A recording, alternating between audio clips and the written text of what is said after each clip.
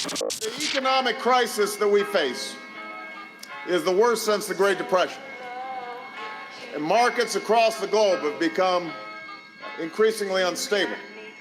Millions of Americans are opening up their 401k statements this week and see that so much of their hard-earned savings has disappeared. It's become a 101k. Unemployment is spreading like wildfire, setting ablaze our incredibly toxic, highly leveraged economy. Americans are starting to wake up to the facts, and the facts are we are in recession right now. And if nothing is done about all this fraud, greed, and corruption, this will turn into another Great Depression. The overwhelming government deficit spending, fraudulent bond debt practices, and unfunded liabilities have all but guaranteed this will be a long road to recovery.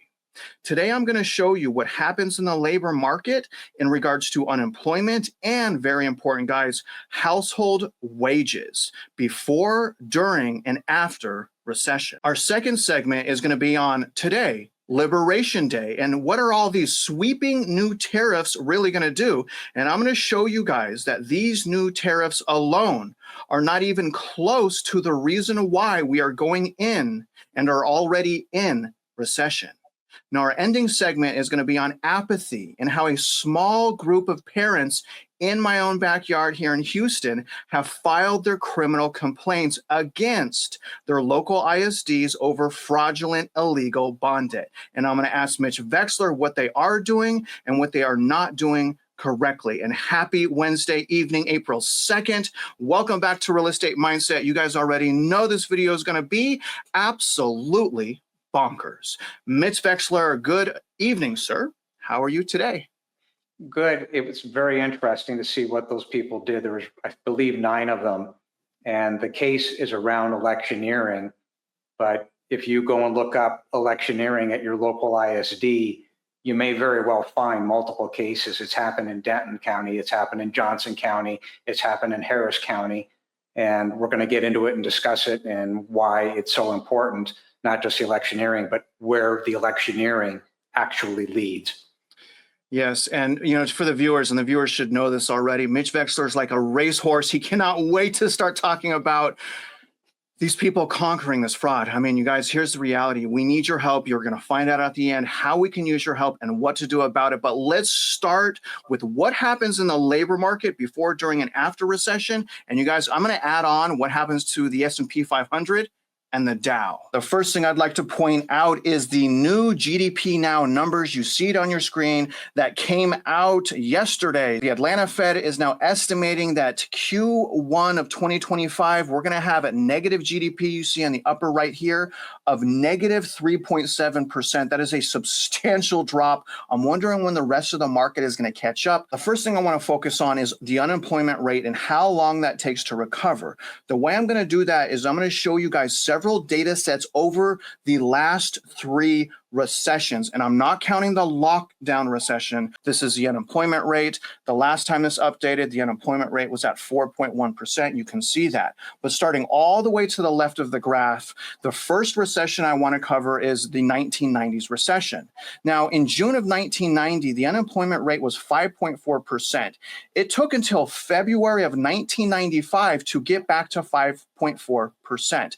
That represents 4 years and 9 months for the labor market to recover during that recession. Now, unemployment went from 5.4% and peaked over a span of 2 years to 7.8%. You guys can see that increase right there. So it's also important to understand that unemployment skyrockets during recession. The second recession, you guys can see that the unemployment rate in February of 2001 was 4.2%. You guys, it took 16 years and 8 months all the way to October 2017 to get back to 4.2%. During the recession and after the recession, unemployment went up for 1 year and 8 months all the way to 6.3%. But the big kicker here, again, you guys, it took 16 years and 8 months for the labor market to recover as far as the unemployment rate. Now, during the GFC or global financial crisis, take a look at this, guys. November 2007, the unemployment rate was 4.7%. It took 9 years, okay, you see that right here, to November 2016 to get back to unemployment of 4.7%. But predominantly during, a little bit after the recession, unemployment skyrocketed, as you can see here in this graph, for 1 year and 11 months, maxing out at 10% on October 2009. In other words, you guys, it could take over a decade for the labor market to recover from recession. Before going into the income, I want to show you guys what happens to the stock market during those 3 recessions as well. Now, what we're looking at here is the Dow and Jones. Now, this is inflation adjusted. It's really important to understand the data that you're looking at because there's so many different methodologies that are just fraudulent and narrative pushing. But going all the way to the left, you guys, the total value that they're coming up with for the Dow adjusted for inflation on July 1990, right before that recession, right before it went down, you see that here, was 7,109. That went down for only about 4 months into October 1990 to 5,837. That represents a 4-month decline on the Dow and Jones of 17.8%. Again, that's inflation adjusted. Now, the second recession we're covering here, the value was 21,798. You see that here. That was December of 1999. Now it hit the bottom in September of 2002 at 13,384. So plenty of buying opportunities. That decline lasted for roughly 2 years and 9 months, going down approximately 38.5%. When we look at the last global financial crisis recession, the value, which by the way, in October of 2007 did not hit the same value as December of 1999, just so you're clear on that. But the value in October of 2007 was 21,271. That went down for 1 year and 4 months, bottoming out in February of 2009 at roughly 10,622. That represents an inflation-adjusted decline of 50% over 1 year and 4 months. When we look at the NASDAQ Composite Index. Okay, so this is a composite index for the NASDAQ, looking at those last 3 recessions. On June 1990, the value, you can kind of see with that red dot right there, was 462. That bottomed out in October of 1990 at 329. That represents a decline on the NASDAQ Composite of 28.7%. So even though it looks like there's no decline right there, there was actually a 28.7% decline. When we look at the second recession here, it peaked in February of 2000. You can see right before the recession. So it peaked before the recession, probably just like right now, at 4,696. That bottomed out in the recession on September of 2001 at 1,498. That represents a massive, massive decline of 68.1%. Now, during the global financial crisis, okay, so right before we entered that recession, October 2007, we peaked at 2,859. Again, that's substantially lower than February of 2000. That went down to February of 2009 to 1,377. That represents a decline of 51.8%. And I guess I would ask the question is, why would you buy right now? This is incredibly, incredibly important. This is our real median household income. So remember, real is adjusted for inflation. Starting with the first period of recession, back in 1989, the median real, okay, so this is real, highlighted that here for all you data analysts, real median household income in 1989, and this actually surprised me, Mitch, was 64,610. That went down into the recession and after the recession. Do you guys see that arrow there? So what I want to point out here is wages go down during a recession. We get a double whammy. Unemployment goes up and wages go down. It took 7 years to 1996 for the labor market to recover when wages hit 64,710. Now, the second recession's right here in 1990, we peaked at 70,210. I mean, we barely make more than that right now. How do we barely make more than that right now 35 years later? But regardless, you guys, you can see here that wages went down before, during, and after a recession. It took 17 years into 2007 for wages to get back to where they were in 1990 at 71,210, which is perfect timing. So it took 17 years to hit that. And then wouldn't you know it, we went into recession as soon as we hit it as you can see here, income went down once again, taking 9 years to recover, recovering in 2016 at wages of $73,520. I want to go over on why so many people are going to be bamboozled and blindsided. Now, obviously, they're a slave in a debt prison right now, but this is a volatility index, and this is not a good sign of an incoming recession. And the reason, in my opinion, is because this is reactive. So don't just go off the VIX. The VIX is going to tell you when recession when it's too late. Starting with the first recession right here, you guys can see, you could barely see it, but it went up right as we went into recession, and then it went down after that. But the second recession here, you guys can see it went down into recession. It wasn't until about midway through recession when it skyrocketed back up.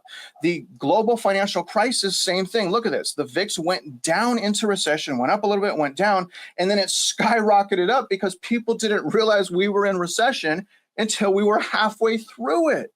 Think about it, you guys. It's reacting. Here's another really big reason why a lot of people get bamboozled with recession, and that is because GDP revisions change all of the time. And back during the global financial crisis, they went back and revised GDP, and I believe they're going to do the same thing right now. But if you guys wanted proof positive that they did that, you can see right here, this graph on the bottom here, everything to the right of my arrow that's shaded in gray were the percentage revisions. So Q1 of 2008, they declined GDP by 3%. Do you see that? So in other words, they're just going to change the data when it's convenient to them because they need us to continue to spend our money because we're in an economy that is consumer spending driven.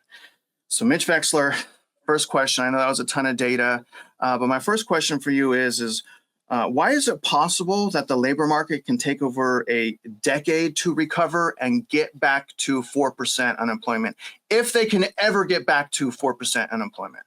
Why does it take so long? They can't, it's not, and it's never happened. Can you put that chart back up on the median income? I want to explain something to everybody. So if you look at this chart carefully, it's not the print in red that Travis has there that is crucial. It's good. It's important. But over and above it is what you don't see. Look very closely at the peak to the drawdown, the peak to the drawdown, the peak to the drawdown. All of those are economic cycles. And without exception, every time there is a drawdown, the government steps in and prints money. When they print money, they cause inflation. These are economic cycles. So if you think about it, what's the ramification of doing that? Well, we're going to print money. We're going to cause inflation. Purchasing power of mom and pop's money goes down, not up. And the government, are going to paint a picture. Well, isn't this great? We spent all this money and look at the employment rate. There's no correlation because there's no raw data to prove that it was a 4% employment rate to begin with. So it's all an illusion. And the illusion has the net effect of reducing everybody's purchasing power. So where we are right now today is your purchasing power is being disintegrated at roughly 8% a year. Well, think that one through for a minute. In 7 years, 50% of the value of your dollar is gone. Well, how many years have they been printing money? How many trillions have they printed? And that is exactly what that chart is showing. Without exception, every time there's a downdraft, they panic. They shouldn't be panicking. Let it happen. Let the banks fold. Get the fraud out of the system. That's what that chart is showing. Okay. I also showed the viewers proof positive that they do go back and revise the data, which should be against the law. And they essentially hid the fact that we are going through the global financial crisis, one of the biggest recessions of my lifetime. People didn't know about it for like a year, Mitch. So my question is, and I know this is kind of impossible to answer, but how far back in the data do you think that they'll revise to say the recession started? Like, for example, do you think that they're going to revise the data and say that we started recession in 2024? Or do you think they'll go all the way back for years into 2023? Maybe we started October of 2023. This is difficult to answer, but how far back do you think they're going to go when they're going to revise the data? We know they're going to revise the data. You heard it here first, but how far back do you think they're going to go? Well, it just becomes a question of who is doing the math, right? So you made a very good point when Travis and I were talking yesterday, which was, why is it so difficult to get raw data that simply doesn't have anybody's fingerprints on it? And then we're quite capable of doing our own math. And it's very difficult to get that raw data. The truth of the matter is we're going on 2 years already in a recession. That's the reality. Now, people say, but we're not in a recession, we're this, we're that. Look, get the raw data, understand what the CPI is. The CPI is a straight up lie. It's got nothing to do with the original intent of the CPI. Get the raw data and let's have a conversation about it. So I think mathematically speaking, without trying to go all geek on everybody, there's such a thing as volatility, and volatility is measurable. And when you say, well, X amount of people are unemployed, what's the strata of those people? It's not just good enough to say X amount. It doesn't mean anything. What's the strata? From what level of income did they come from that became unemployed? Is it a 50,000 median household bracket? Is it a 70,000, 120,000? Where are the brackets? How is this happening? What are you going to do to fix it? Instead of just using global numbers and saying, well, things are bad, but what's the strata? You can't fix things are bad. Things are bad where? What strata of the economy is getting hurt and who is doing the manipulation? And that's the problem with all this. If you can't get the raw data, it isn't worth listening to. So you'll say, oh, well, but the market depends on CPI. No, the fools in the market depend on CPI. Anybody who's a pro knows it isn't real, right? So they're going to do it for the purpose of manipulating the beginner traders. They're going to say, wow, the CPI was this, boom, it goes up. Well, all they're doing is they're going to take the money from the beginners. That's what that stock market does, real, and it's got to be measured. We have less than 2 minutes before Trump is going to go over the Liberation Day stuff. So I want to show the viewers that we're filming this real quick right before, and the market right now is basically up 40, up 47, but that's the market. Perfect to go into our next segment, which is Liberation Day. We're going to go over an article real quick from CNN. We're going to take a look at some data. But yeah, Mitch, I mean, methodology makes me sick. I don't want methodology anymore. I just want the raw numbers and let me analyze it. Any methodology whatsoever is going to have some type of bias in there, or it wouldn't be methodology. It would just be normal math. And I think what we're saying is we just don't trust you anymore. Government or whoever's coming up with the data, just give us the raw numbers and give us the truth. That's what we're saying. Let me show you guys a little bit on Liberation Day and what's going on. My fellow Americans, this is Liberation Day, waiting for a long time. April 2nd, 2025 will forever be remembered as the day American industry was reborn, the day America's destiny was reclaimed, and the day that we began to make America wealthy again. Going to make it wealthy, good and wealthy. For decades, our country has been looted, pillaged, raped, and plundered by nations near and far, both friend and foe alike.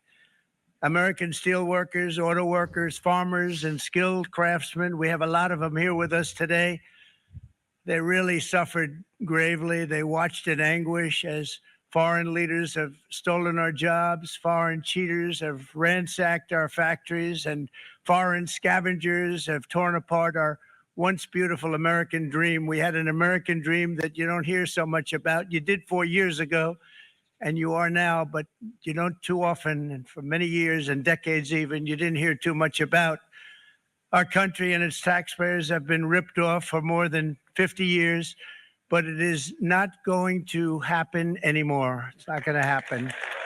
CNN is basically saying that a lot of what's happening in the economy is because of these tariffs. You see there's some with Canada that are going to be effective on March 4th, Mexico, China.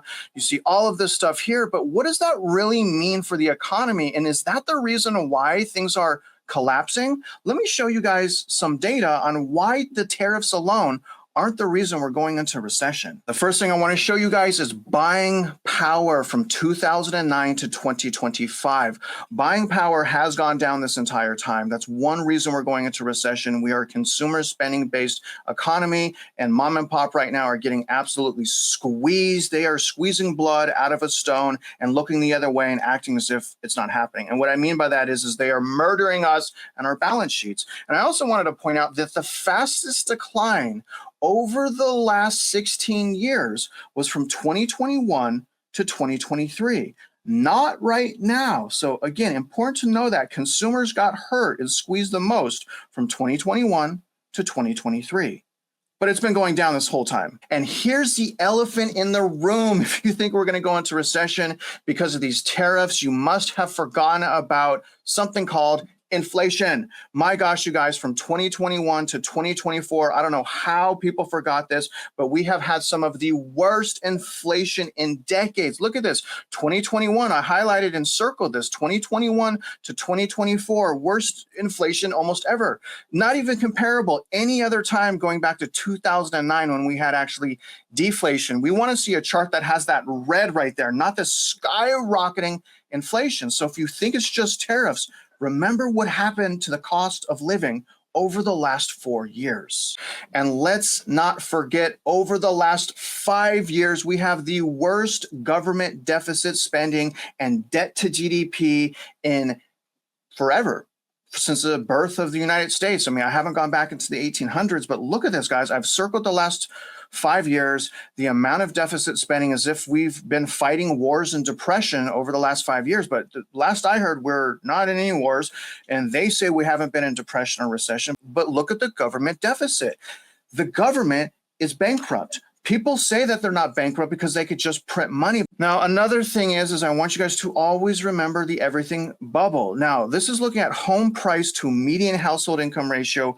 Very important thing to look at because it takes in something very important, our homes, our home values, and median income. And what this is showing you guys is we hit a double bubble starting in 2020. So over the last 4 years, the PE ratio for homes has been just absolutely depressing. Again, the last 4 years, it's not the tariffs that caused this. It went from 5.73 to about 7.4 years to pay off your home. And that bubble really didn't hit until 2020, well before any tariffs. Home inflation and unaffordability hit years before this new sweeping round of tariffs. This is compiling a list of the top cities of inflation from 2009 to 2025. So for the last 16 years, San Diego has gone up 74.38%.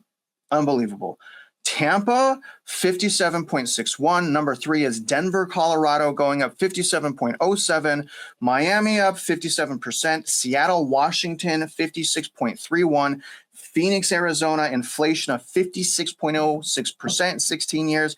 San Francisco at 55, Atlanta, Georgia at 55, Dallas at 51, Minneapolis at 44, and my home city of Houston up 44.8%. And I can tell you guys right now, I can surely feel that. Before I ask you my 2 questions, I want to go back in history and I want to listen to what George Bush said, because now that I've learned all this, it kind of seems like George Bush may have been partially responsible for ushering in Keynesian economics. Take a listen.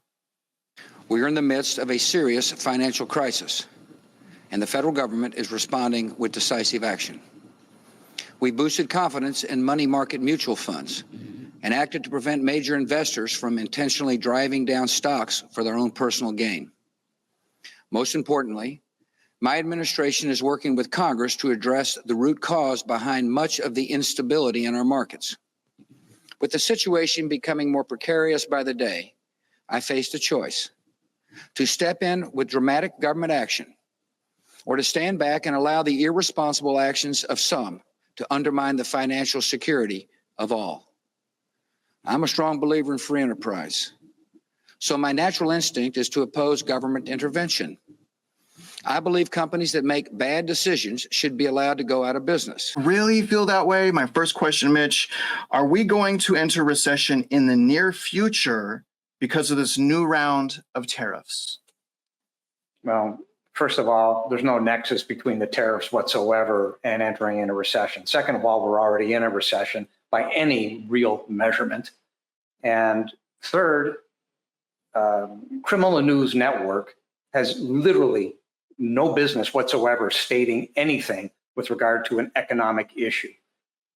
Fourth, President Bush said instability of the markets, wrong focus. Instability of mom and pop is where the focus always should have been to this very day, which it has not. Balancing the budgets on the fifth issue is exactly what President Trump is trying to do.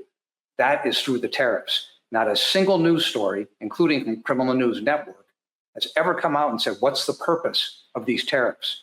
The tariffs are designed, A, as a bit of a negotiation, B, to get as close as the United States can to balancing a budget. That's the reality. And I will debate anybody. Are you not happy with the idea of balancing a budget?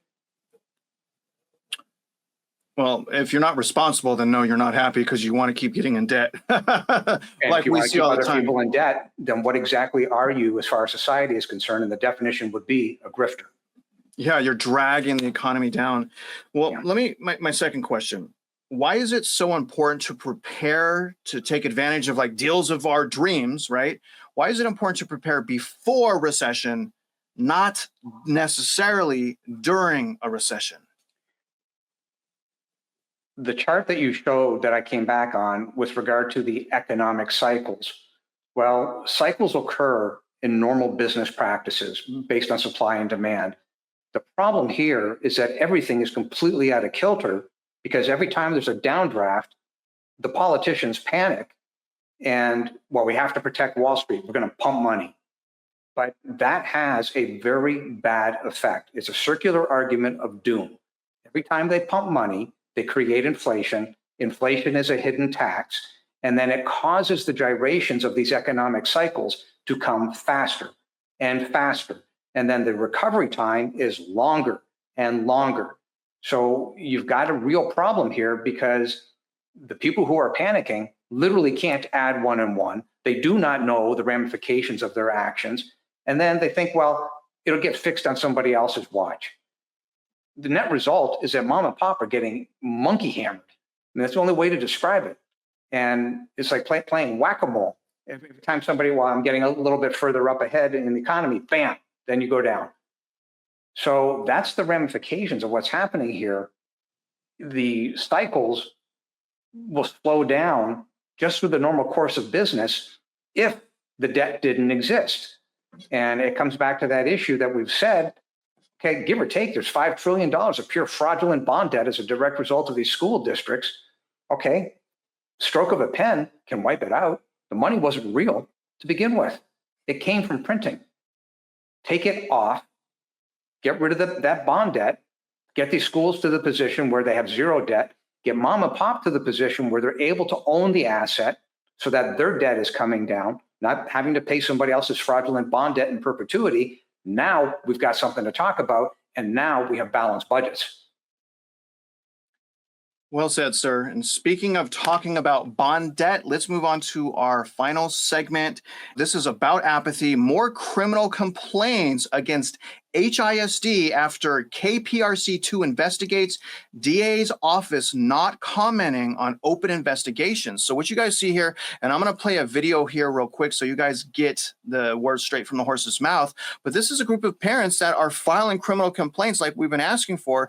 And here is the author. This is Mario Diaz. Hopefully we can get a hold of him and start helping them, because the questions I'm going to ask Mitch after this video is what are they doing right or wrong? And how can we help these people conquer fraudulent bond debt? Related to a massive $4 billion bond. KPRC2 investigates. Mario Diaz first exposed a questionable bond rollout last month, and he's joining us now live from the newsroom with the latest. Mario, in your last report about this, you knew of a couple complaints filed, but now there's more. Tell us. Indeed, there are, Daniela. More parents are stepping up and attempting to catch the attention of prosecutors. Moms and dads tied to HISD also speaking with me exclusively over their legal steps to hold HISD leadership accountable.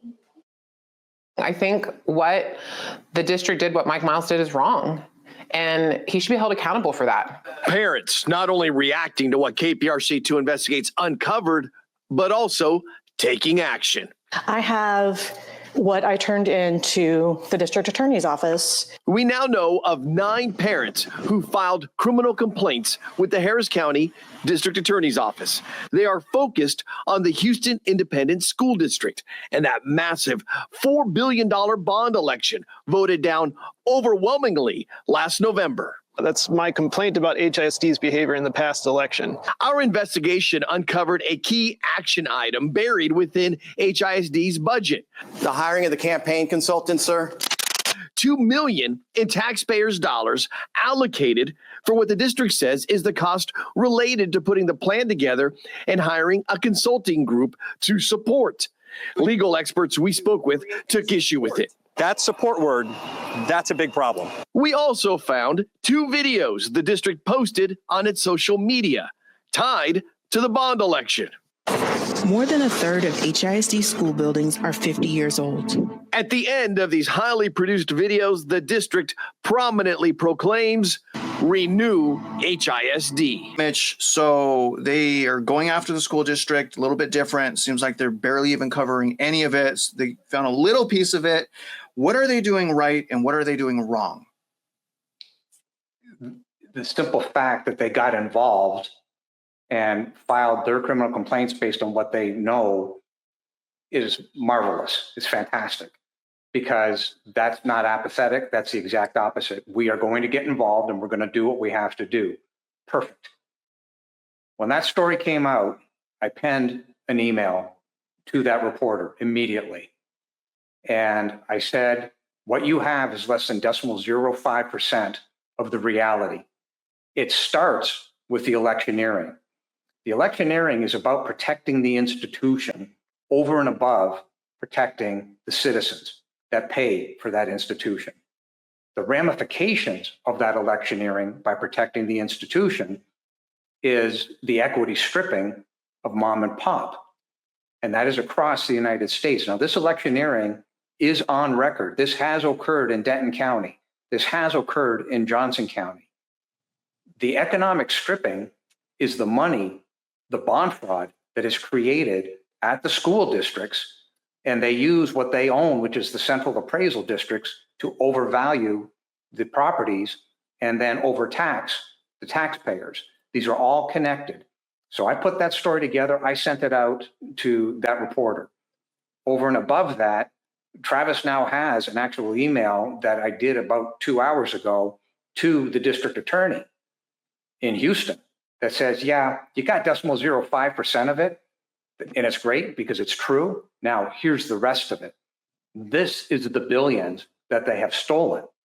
I hope you, Mr. District Attorney Sean Terry, will get involved, recognize the truth, and help the citizens who elected you to office. And if I'm not mistaken, I think Travis will go ahead and post that actual email below this video, so the entire world can see it. This is a cry for help from me to you. If you can find out who those 9 parents are, have them reach out to us, the reporter, any of those people involved in that, have them reach out to us, because we can join forces. We can help navigate them through the process.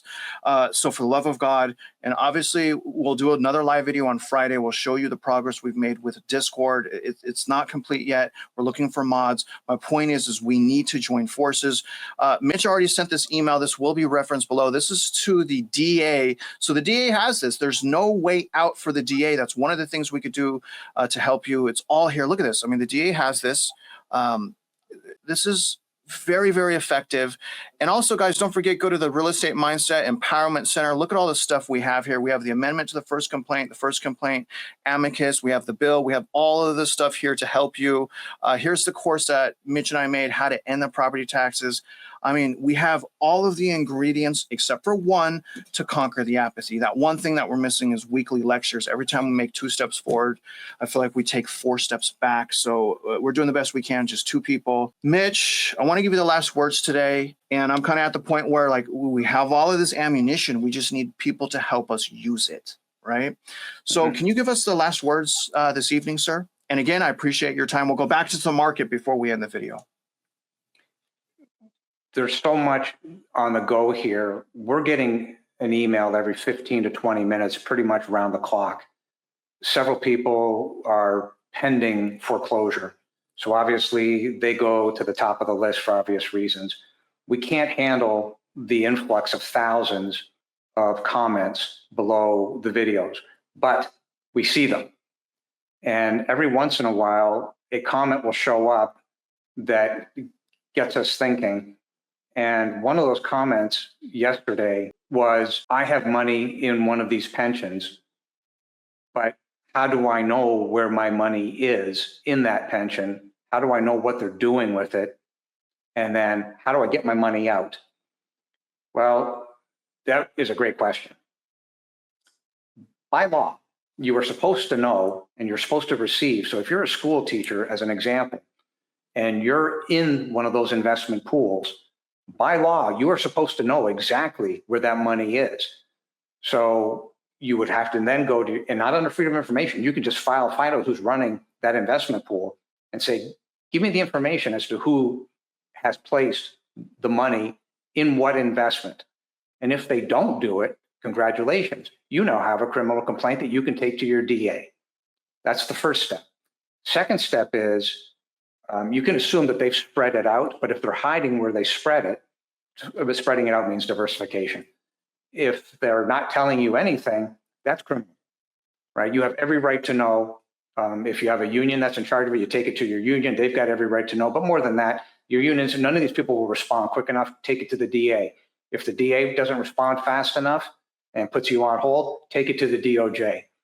So the other issue is about getting your money out. You have every right to demand, regardless of the pension, that that money comes out. When you understand where it is and what it is, and if they say, well, there's going to be a fee associated with it, if you can't get access to it, the fee, you can simply demand, I'm not paying you a fee because you stole money. You refused to give me the information. So either way, there's a high probability that you are being misled. There's a very high probability you've got a criminal complaint locked, loaded, ready to go. You just have to paper it. And below the videos, including what we had just sent to the DA, is the sample of a criminal complaint. And multiple people, there's one coming in Wisconsin, used that sample. Jeff Mashburn originally used that sample. He set it up based on how that thing flowed. You don't have to do 40 pages. It can be a very simple 2 or 3 page criminal complaint. You've got it. Point is that everybody should be aware of where your money is. And if you're not comfortable and you're losing sleep, you have every right to your money. It's your money. Yeah, very good, Mitch. Very good. And guys, don't forget, comment on the video, share the video, like the video, join the community of people that are ready to take down fraud, greed, and corruption. Let's take a look at the market before I get everyone out of here. Market's about closed right now. You can kind of see, here's the Dow, S&P, and NASDAQ. Here's what Market Watch is saying, and we'll see if it holds true. By the time this video is out, you guys will be able to hold them accountable. But what they're saying is U.S. stocks look to hold on to their gains ahead of Trump's highly anticipated tariffs. So, well, one thing that we know and hopefully we pointed out is mainstream media is completely useless. And often what they're saying is designed to just get you to overlook the risk so you continue to spend money that you don't have. You may already be in debt. Hopefully you're not. Hopefully you're maneuvering appropriately, listening to these videos and adapting, readjusting your lifestyle, doing the best you can to protect yourself and your purchasing power through this incredibly turbulent time. Now, other than that, guys, if you're out there investing in your life, the stock market, real estate, whatever it is, you guys already know we wish you luck and we hope you win.